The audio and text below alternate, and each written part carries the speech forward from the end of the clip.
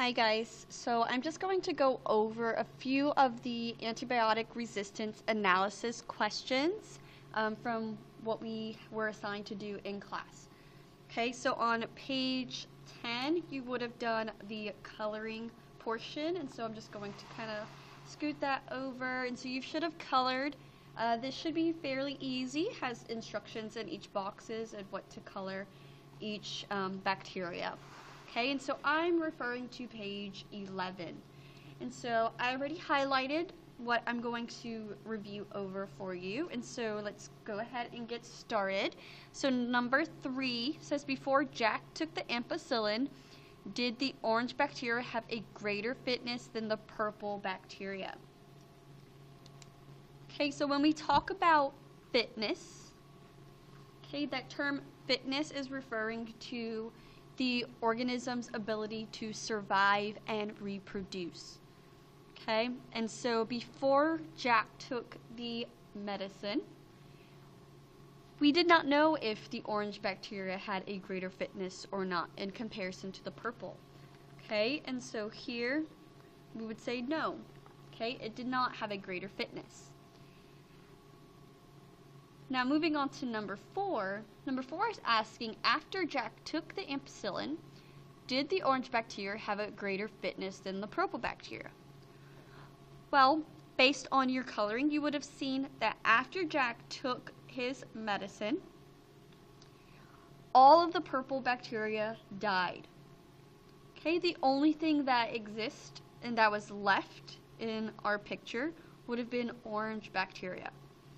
And so orange bacteria was able to survive, and since it survived, it's going to be the only form that is going to be reproducing. And so number 4 would be yes, the orange bacteria did have a greater fitness. Alright, so based on what we said for 3 and 4, you should be able to answer number 5 with no problem. Okay, but if you're having difficulty, just refer back to your notes and look at what the definition of fitness is in evolution. Alright, moving on to number 6. So number 6 says, being resistant to ampicillin helped the bacteria survive once the body was exposed to ampicillin. In that case, resistance, being the orange bacteria, would be considered blank. Okay, so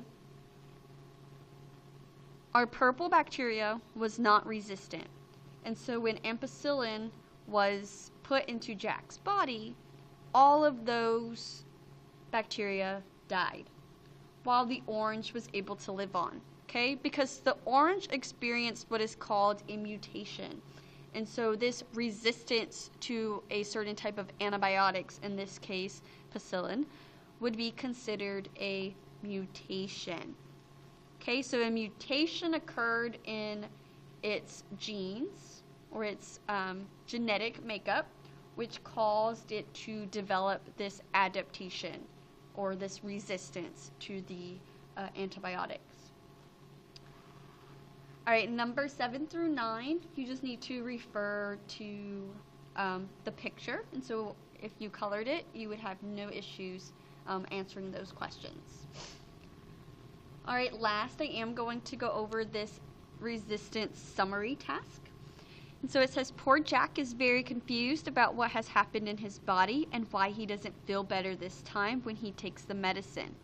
You are babysitting Jack and try to explain what is happening to him in a way that he, at 8 years old, can understand. So what would you tell Jack? Alright, so to kind of help you answer this question, we have to talk about natural selection, okay? And so remember, in natural selection,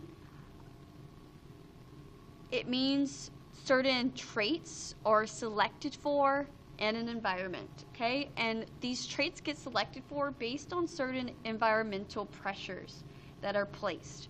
And so the pressure that would be placed in this would be the antibiotics, okay? And so we have antibiotics being put in Jack's body, and it's exposing the bacteria to it. And so this exposure is either going to cause them to die if they can't develop resistance, or they're going to survive if they can develop resistance. And so in this case, we had all of the orange bacteria develop resistance. They were able to live on. And so since they are resistant to the antibiotic, any time that Jack takes this particular medicine, it's not going to do anything for him because those bacteria have already developed an immunity to it. Okay, so go ahead and kind of rephrase that in the best of your ability.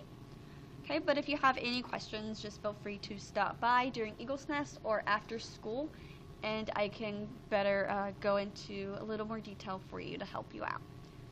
Okay, and then lastly, this bottom portion, you're just going to visit this website. Okay, type it directly into the browser. And then from that website, I just want you to pick out 3 key things that you learned and highlight the seriousness of concerns over antibiotic resistance. Okay? And then again, if you have any questions, please feel free to ask in class, or you can pop in before or after school or during Eagle's Nest.